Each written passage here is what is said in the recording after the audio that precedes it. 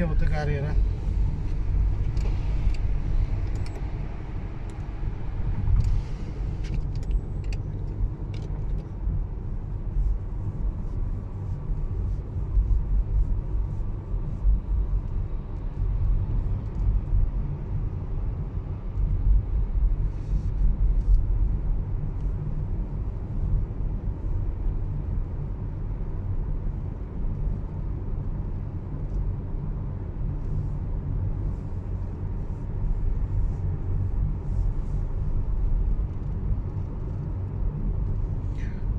ये जी तरीक इमाम अहमद बिन हम्बल है। इस रोड का नाम इमाम अहमद बिन हम्बल है। और ये अभी हम जिधर राइट में मुड़ते जा रहे हैं, इसका नाम अब्दुल्ला बिन अब्बास।